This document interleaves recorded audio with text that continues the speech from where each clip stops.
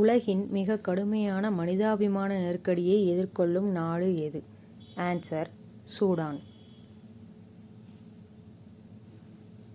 ஐநாவின் ISAR அமைப்பிற்கு India எந்த கால அவகாசத்திற்கு நியமிக்கப்பட்டுள்ளது? ஆன்சர்: 2025 முதல் 27 வரை. விஞ்ஞான பவன், புதுதில்லியில் ஏப்ரல் 9, 2025 அன்று நடைபெறும் நவ்கர் மகாமந்திர திவாஸில் யார் பங்கேற்பார்கள்? ஆன்சர்: நரேந்திர மோடி. வக்ஃபு சட்டம் 2025 எப்போது நடைமுறைக்கு வந்தது?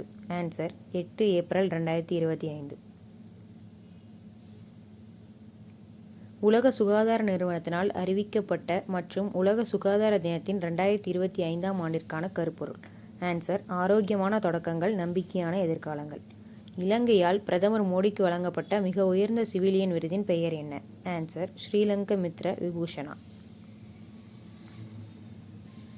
மே 9ஆம் தேதி கொண்டாடப்படும் 80வது வெற்றி தின விழாவில் கலந்து கொள்ள பிரதமர் நரேந்திர மோடிக்கு எந்த நாடு அழைப்பு விடுத்தது? Answer: Russia. சமீபத்தில் எந்த மாநிலம் ஏப்ரல் 12 முதல் 14 வரை தனது 50வது ஆண்டு நிறைவை கொண்டாடும் வகையில் சர்வதேச இளைஞர் மாநாட்டை நடத்துகிறது? ஆன்சர்: சிக்கிம். வாகனத் தொழில் உலகளாவிய மதிப்புச் சங்கிலிகளில் இந்தியாவின் பங்கேற்புக்கு அதிகாரம் அளித்தல் என்ற தலைப்பிலான அறிக்கையை வெளியிட்டது எது? ஆன்சர்: நிதி ஆயோக். சமீபத்தில் எந்த மாநில அரசு ஹரப்பா நாகரிகத்தை சேர்ந்த 2 தொல்லியல் தலங்களான மித்தாத்தல் மற்றும் திக்ரானாவை அதிகாரமாக அறிவித்தது? ஆன்சர்: ஹரியானா.